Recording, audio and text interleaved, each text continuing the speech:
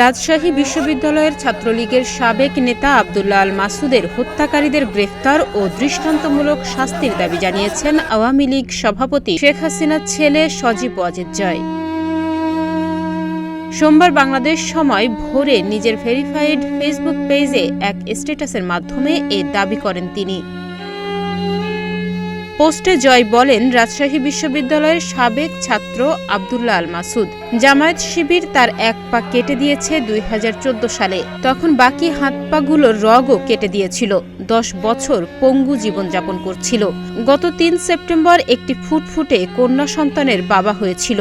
মেয়ের জন্য ওষুধ আনতে রাজশাহীতে বাড়ির পাশে ফার্মেসিতে গিয়েছিল, আর সেখানেই তাকে নির্মমভাবে হত্যা করেছে জামাত শিবিরের সন্ত্রাসীরা। মৃত্যুর সময় মাসুদ কাকুতি মিনতি করেছিল উল্লেখ করে জয় লেখেন, মৃত্যুর সময় এক ফোঁটা পানি চেয়েছিল, তাও দেয়নি। কাকুতি মিনতি করে বলেছিল, আমার 4 দিনের একটি সন্তান আছে। কিছুই তাদের মন গলাতে পারেনি, কারণ মাসুদ একসময় ছাত্রলীগের রাজনীতি করত। পোস্টের শেষ অংশে জয় ঘাতকদের শাস্তির দাবি জানিয়ে বলেন, তিনি মাসুদের আত্মার মাগফিরাত কামনা করেন এবং অবিলম্বে ঘাতকদের গ্রেফতার ও দৃষ্টান্তমূলক শাস্তি দাবি করেন।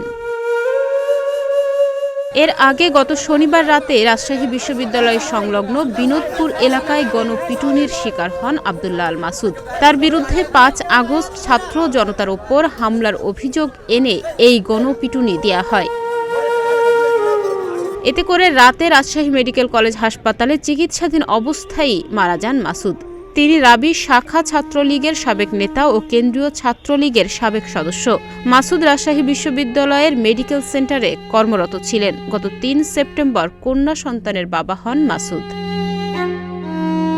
ডেস্ক রিপোর্ট, প্রতিদিনের বাংলাদেশ।